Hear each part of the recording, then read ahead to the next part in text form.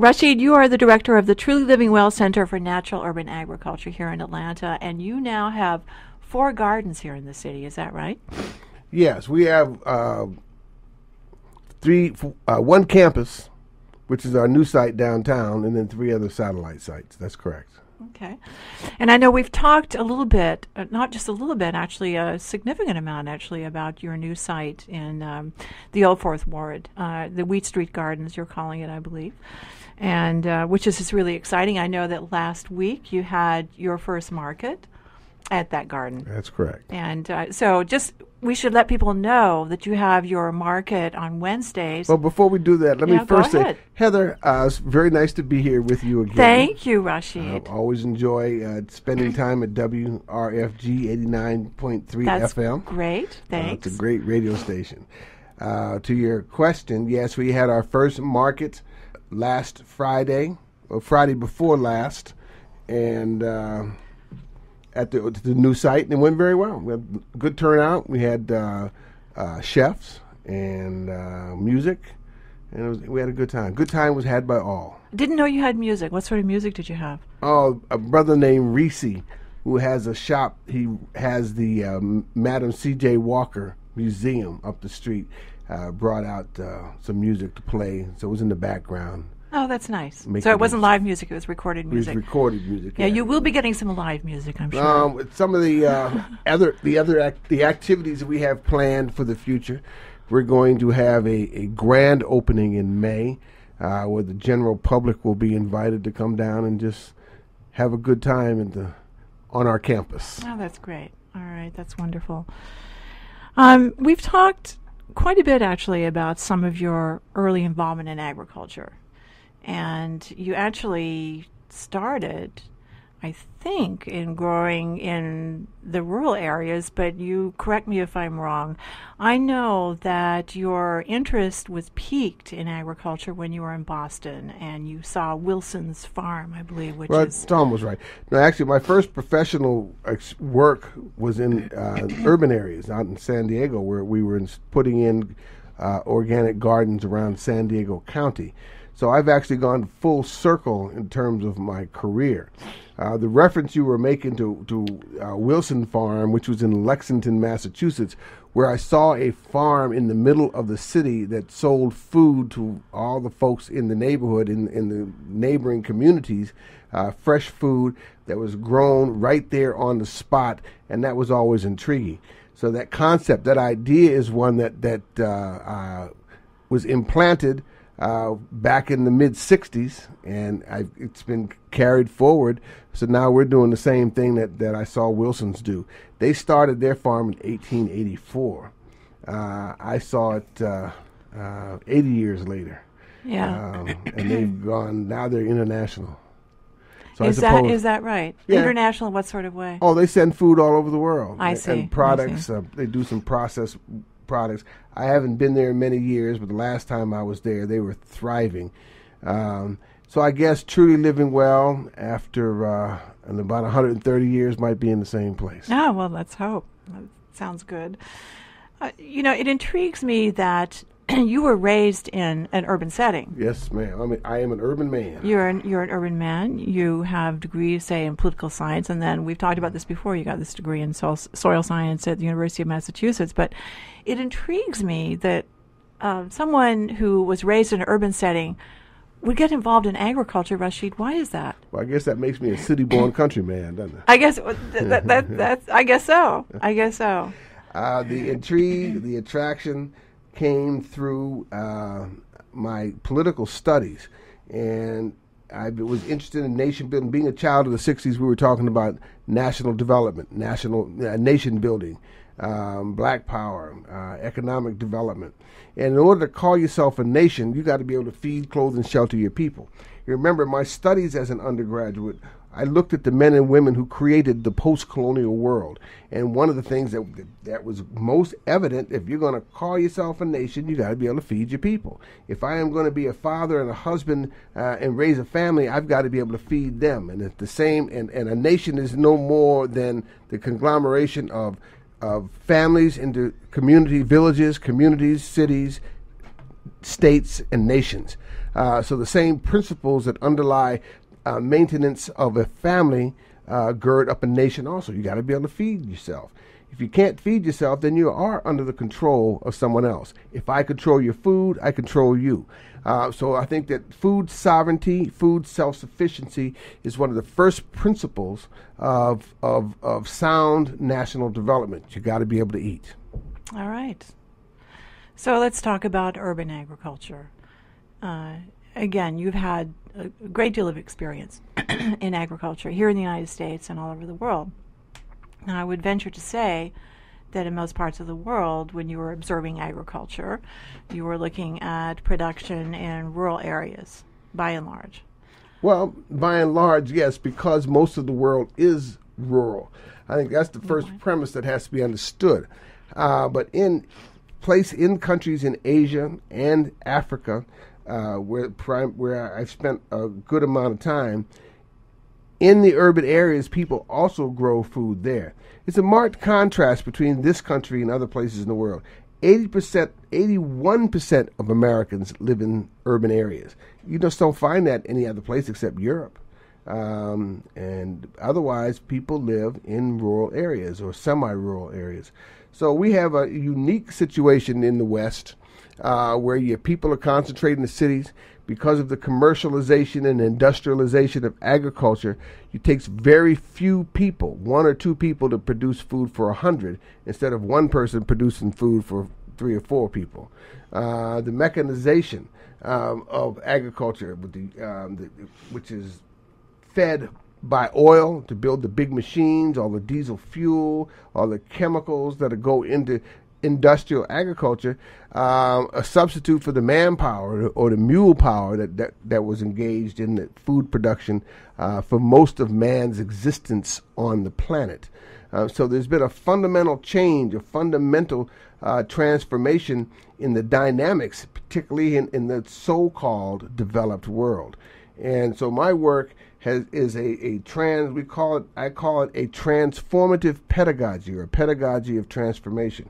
We are changing people, places, and bringing people back to where they began, to reconnect people with the soil and with the land. We've become so disconnected from our roots. Much of the terminology that we use, it comes from natural origins. People must eat. People are connected. They must be grounded, and that grounding is both in mind, body, and spirit. And a lot can come from just putting your hands in the soil and growing food to feed yourself.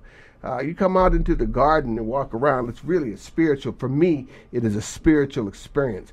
A lot of people get up in the morning and go to work, and they feel like they're going to hell. And I get up and I have the grand opportunity and blessing to be able to get up and go out into the garden and know that I'm meeting God. Because everywhere you look, you see God. God is everywhere and in everything. I'm a believer. This is not church, but I'm talking about what the experience that your garden is a church.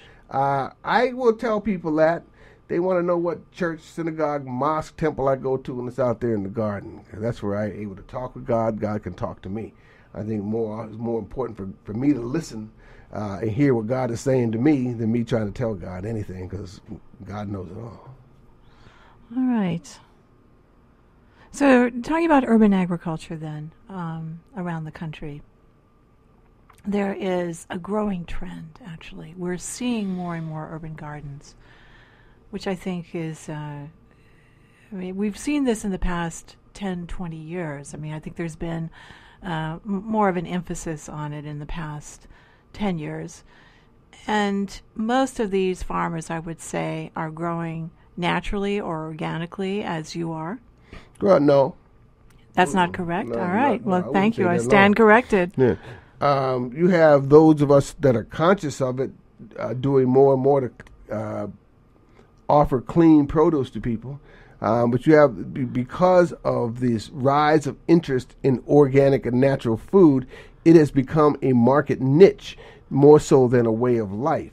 And as a market niche, you have people because generally the retail prices of organic food are higher than you'll find in the grocery store and of commercial food. So what this means that whenever people are able to discover a market niche, they will try to fill it. So if people want food that's called organic and natural, people will come. They will grow it to meet that demand. And when you folks begin to meet a demand, a newly risen demand, a lot of shortcuts get taken. A lot of shysters will get involved. And I know of some instances here in the Atlanta area where farmers are taking food to the markets, telling people that it is organic. And if you go out to their farm, you'll see bags of 10-10-10 laying around. Or other kinds and 10-10-10 being? Is a fertilizer. It's a chemical fertilizer. Or you'll see bags of 7 dust that kills bugs and insects. And all of that is completely contradictory to the premises of organic, or better still, natural agriculture. But that's not to besmirch many of my colleagues, however, who work very hard to have clean food. Right. No, of course. Why did you decide to, you were out of the country for a while, and you decided you were going to come back and you were going to start an urban garden here in Atlanta. Why? I don't know why I can say why I did. Why I knew this is what I was coming to Atlanta to do. I was called to Atlanta. I was drawn to Atlanta. I think this is my destiny to come to Atlanta. I don't want to get too spooky about it, Heather, but this is how it is. I was sitting at a jazz spot in Accra, Ghana, that I frequented quite often. And I met 3 women from the Atlanta area who were interested in discussing the possibility of becoming lady farmers. And I've written business plans for people for most of my life, helped folks develop projects, made a lot of people rich through the process. But I said this time, rather than helping them write their own business plan for them, let me tell them what I'm interested in doing, what I want to do. So I came here determined to do this work. We started off with recycle bins and trash cans, going around collecting compost, staying down in Clayton County. And site number 1 for True Living Well was the backyard down in Clayton County. And that's where we began literally with recycle bins, finding out where the compost was here in Atlanta, because I didn't know. And we started building from there. All right. So I guess your question is why Atlanta and doing this? Yeah, it's so ironic to me. We've gone full circle. I don't know any other place in this country I could go to, and in this short period of time, 5-6 years, have the apparent impact and effect that our work has. So the bottom line in all this is that there's a divine grace that undergirds our work, that drives the work. And I'm very clear about this. There's a lot of people come up to me often and say, well, oh, Rashid, you're this and you're that. And I will say thank you, because that's the polite thing to do. But I am very clear it has nothing to do with me. It's all by the grace of God. And I'm just blessed to be a channel through which the energy passes, and I'm able to help people do this work and be where we are. Well, you were talking about going to work and having this communing or with God, this relationship when you're in your garden. And I went on to another question, but I want to talk about that a little bit, because I know that there's something that's almost spiritual about being around plants that you see flower, that you see grow, that you see develop their fruit, right? I mean, is this partly what you're talking about? It's just it's special. Oh, it's special, and it's humbling. And humbling to be a part of that. Yeah, absolutely. Okay. I every now and then someone will come along and say they're atheists, because as in this conversation, begin talking about God, some people get offended by that, I know. But when you ask the questions that you have today, this evening, it brings this aspect out that it is, for me, it is a spiritual experience. I think sometimes, let me finish that statement. Sometimes people come out there and say they don't believe in God. I say, fine, make a tree. Okay? If you really don't think, how's that tree get there? Every single day we see miracles take place. To take an itty-bitty tiny seed, put it in the ground, watch it grow, to have it make fruit or in food that we can eat. But it goes beyond that. If we look around us, around the world, I always like to talk about the giant sequoia trees that grow out in California. These are the dinosaurs of trees. They are humongous. They are so big that you can actually make a two-lane, they have done it, make a two-lane highway through trees that a truck can drive through. A tractor-trailer truck can drive through, and the tree is still alive. These trees live 3,000, 4,000, 5,000 years, and they start with a little seed that goes in the ground and it grows. That to me is just so magnificent. All the miracles, to see all the insects, the life that's in the soil, and to understand the connection between the life in the soil, the life in the plant, and the health of human beings, to be blessed to see these connections, understand these connections, and then try to explain these, have the opportunity to explain and teach these to other people. It's a blessing. I couldn't have a better life. Yes, you're blessed. That's true. Well, I want to get back to some practical stuff. Mundane, I suppose, stuff. Practical stuff. You wrote an article, actually, last year, and it was called Making the Case for Urban Agriculture. And it was with the American Forum, actually, and this article just spread everywhere, went all over the world. And I was reading it again, and it was really quite interesting. But one of the things that you start out with was you made reference to President Obama's State of the Union address. And in the State of the Union address, he was talking about some of the problems that we face in terms of, say, addressing the issues of healthcare, the economy, job creation, environmental issues, and so forth. And then he said, well, one of the things that we need to do to help build the economy is more export agriculture. And some of the article addressed this issue that that isn't necessarily the case or is not the case. So why would you say that? What's the problem with exporting agriculture from the United States? Well, one, the quality of what's being exported is not that good. But if you go back looking at the statement, yeah, I did react to the president's speech. Because I thought he was way off course. All those issues that he had talked about. Read that list again. Let me take. Okay, so the list is healthcare, the economy, job situation, environmental issues, the lack of renewable fuels. Healthcare. If people are eating healthy food that comes out of a healthy soil, it's going to cut down on the costs for health. Unemployment. If people grow food, most people, 80% of people live in the city. Okay, so if the people in the city grow their food, that provides jobs. We make a payroll of 12. We have 12 people on the payroll right now, and we're a small operation. Part of what we're trying to do is create jobs. So that helps, takes care of that. The environment, where we are transforming the environment by growing healthy food in the cities, cutting down the carbon footprint on the food that's brought to us.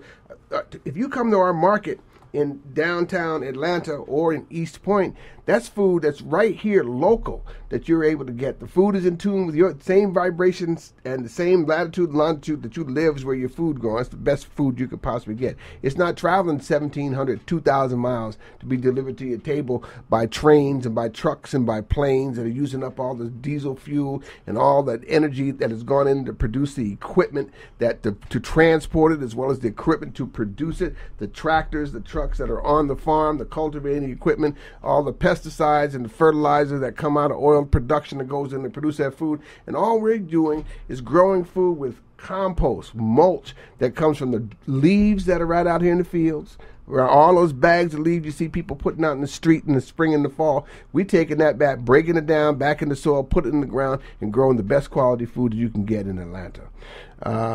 So all those problems, go through that list. Now, talk about health. Well, the health, it's a very simple paradigm. If the soil is healthy, see, I don't even try to grow food. We build soil, and God grows the food. I can't grow food. God does that. But what I can do is contribute to the soil being strong by putting compost back into it. What we return to the earth returns to us. We feed the earth, make the soil strong, the plants are going to be strong and healthy. If the plants are strong and healthy, the food is going to be strong and healthy. If the food is strong and healthy and people eat strong, healthy food, they will be strong and healthy. You got to understand, most of us eat garbage. When you go into the look at how any grocery store that you go to, you walk into that store, the place that you should be shopping is around the periphery. I don't care if you're a vegan, vegetarian, a carnivore, omnivore, whatever ism that you want to proscribe to. The only place you should really be buying any food is on the perimeter, where you find the fresh vegetables, the dairy, the meats, the fish, all that's around the outlines of the store. In the middle is nothing but garbage. I contend that if you should read the packages on the food that you eat. If you pick up a label and it has more than 5 ingredients, it's not food. If you pick it up and read the label and you cannot pronounce what's in it, it's not food, and you should not be consuming it. And people get tricked into buying all that garbage that's in the middle of the store instead of eating fresh fruits and vegetables. And if you're a meat eater, fresh meats, fresh fish that you could find on the perimeter. And then that's in the grocery store. And then all that stuff that you go to the Kroger and Publix, most of that's on the periphery still has the chemicals from how it's produced. So this is why our work becomes even more important, because we are producing food so people who can have a more plant-based diet based upon food that is grown right here in their neighborhoods, so they can see it actually being produced. That's a lot.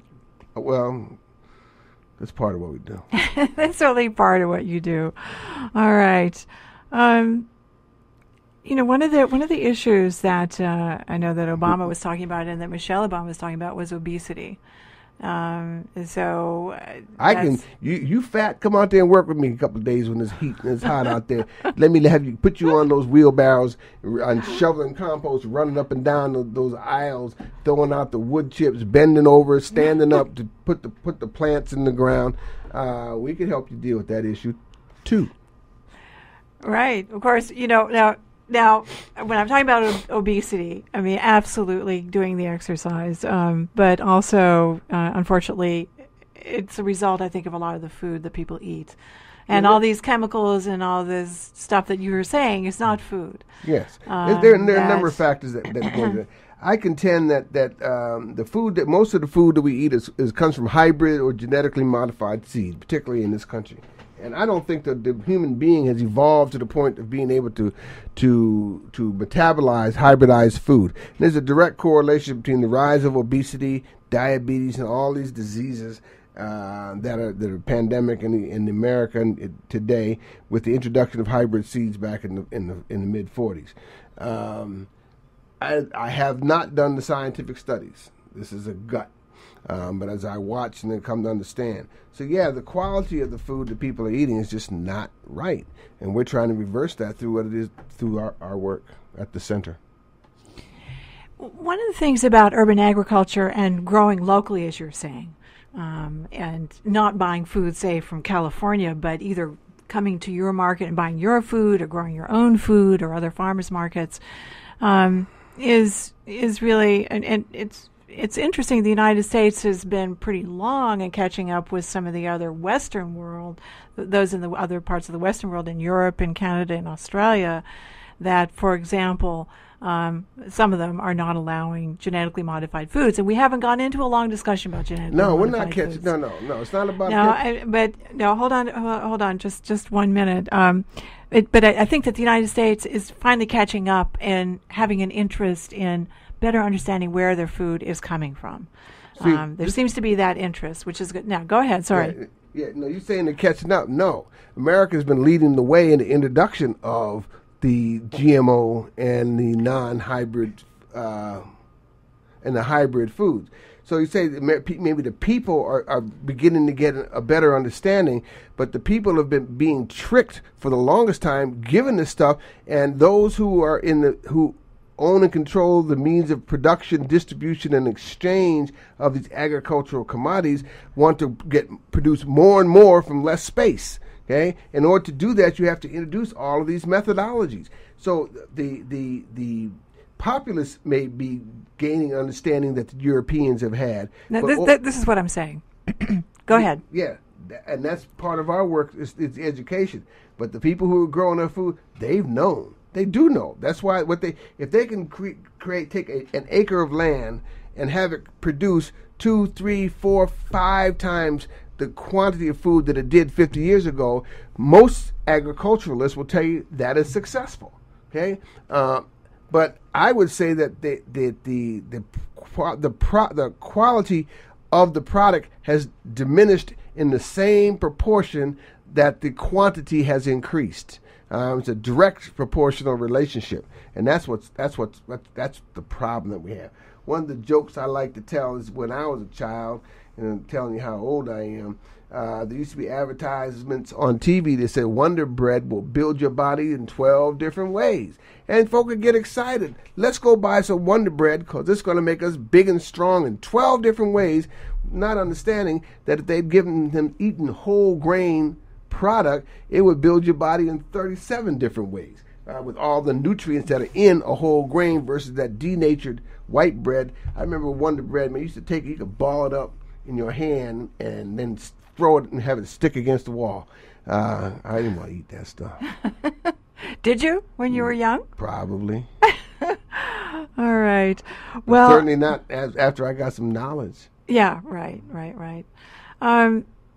Rashid, another thing that you mention in this article is that there seems to be just such a lack of knowledge about where our food comes from. You said that some children will think that chocolate milk comes from brown cows, for example. I've absolutely heard that from a child's mouth through my own ears.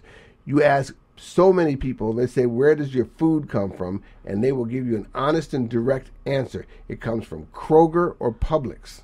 Yeah. Okay? They think food comes from the grocery store. I have chefs, restaurateurs, produce managers who will come out to the garden and they say, "Oh, that's what a carrot looks like," and because you don't see the carrot grows as a root crop, it grows under the ground. So you have to see the top part of it to know that's, and they may not recognize it.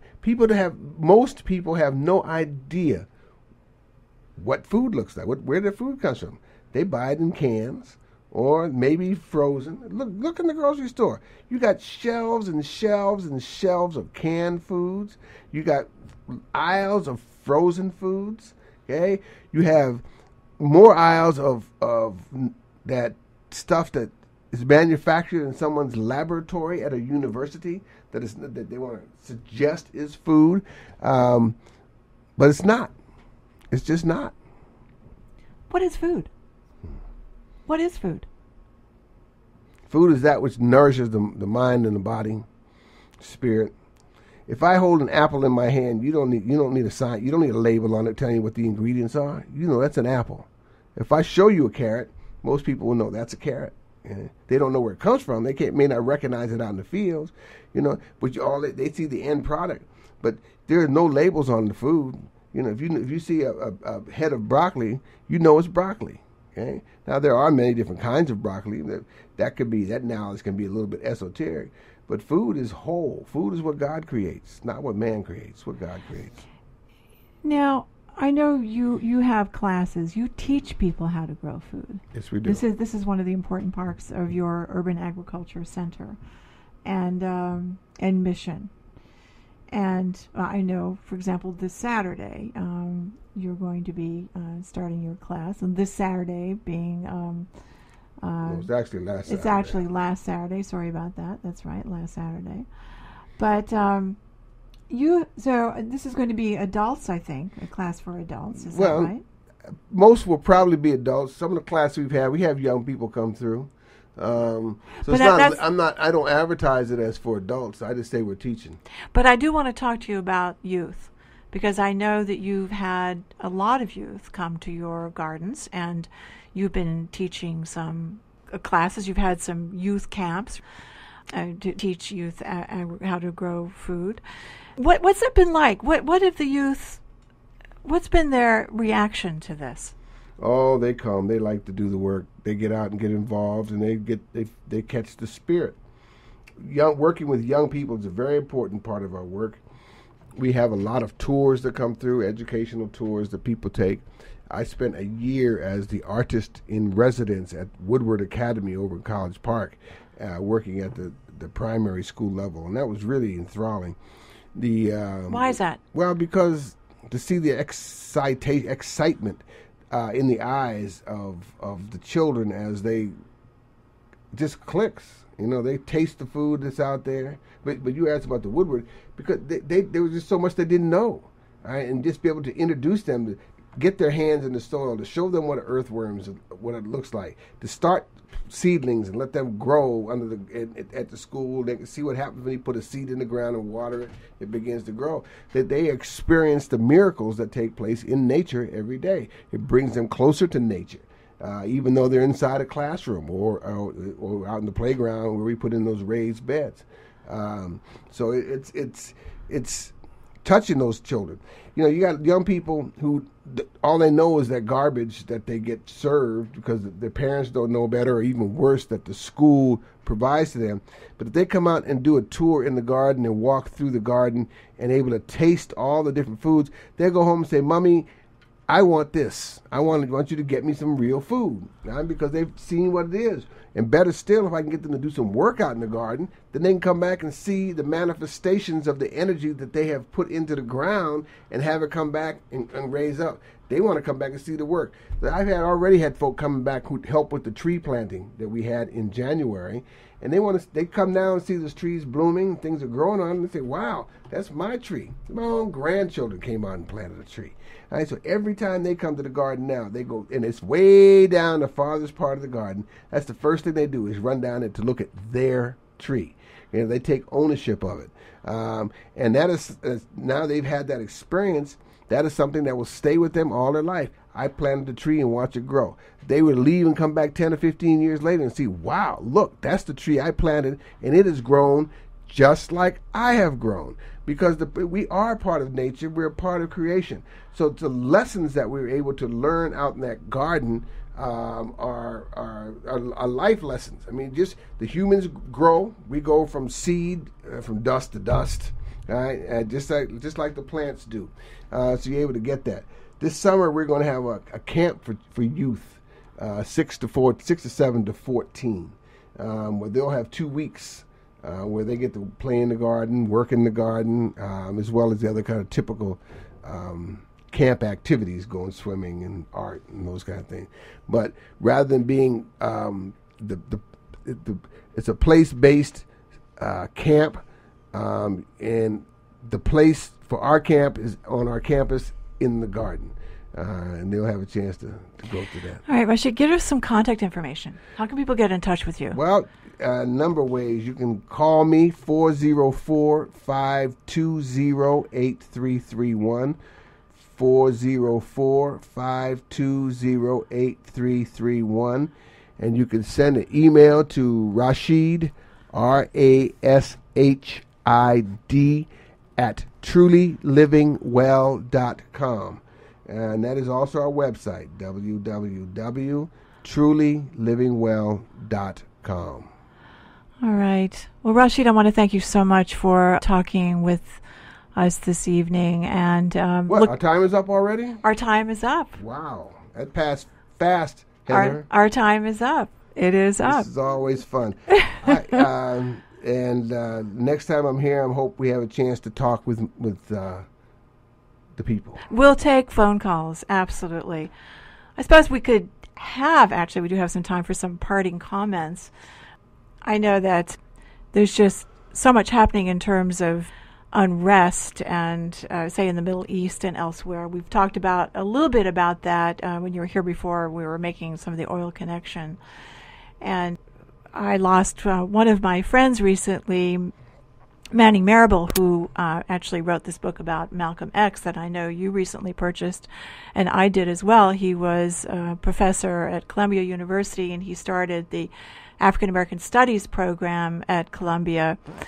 And so I'd like to just mention, or ask you to mention something briefly about Malcolm X and the importance of his work, his message, in talking about self-sufficiency. We started off talking about the Middle East, and we went to Manning Marable. We did. It's all connected. I see it all connected. Well, it is. There's only one God, one creation. The problem in the Middle East is that the prices of food have gone up. Prices of food have gone up because the price of oil has gone up.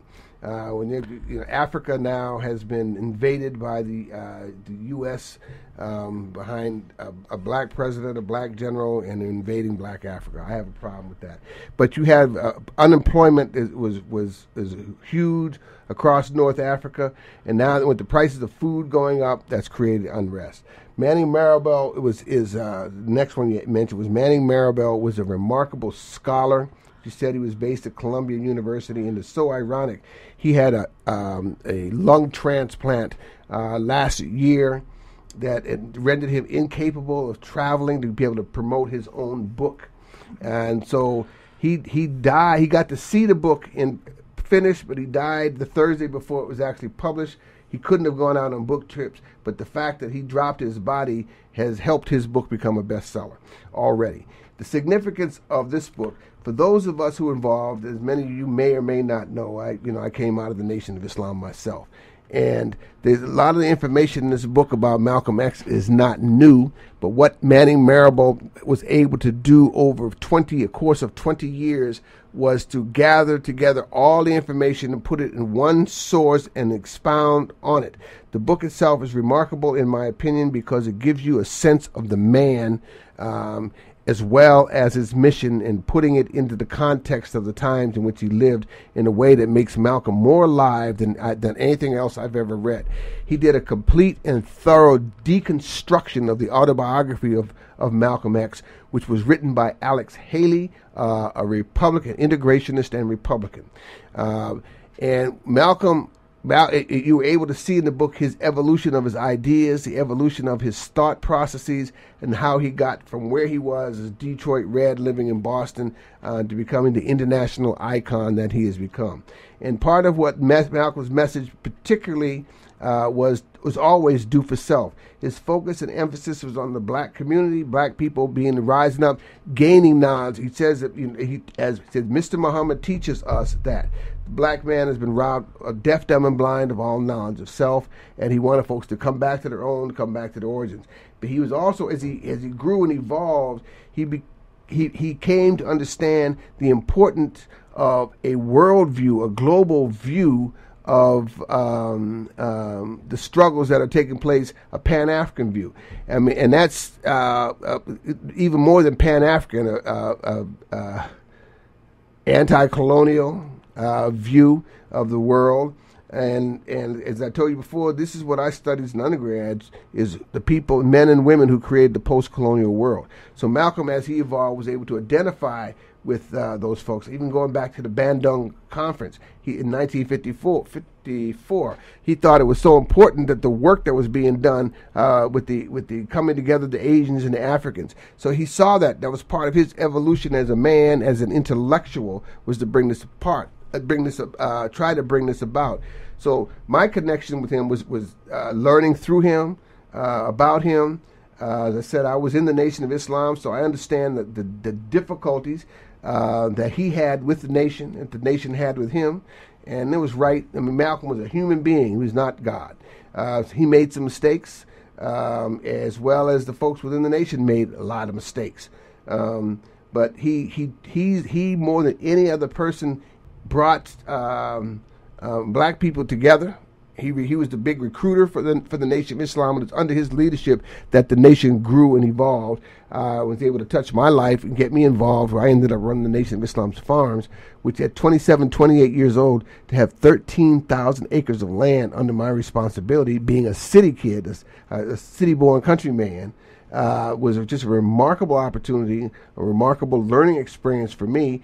And if it wasn't for people like Malcolm and Elijah Muhammad, I would not have grasped the importance. It's through them that the seeds were planted to help me understand the importance of doing for self.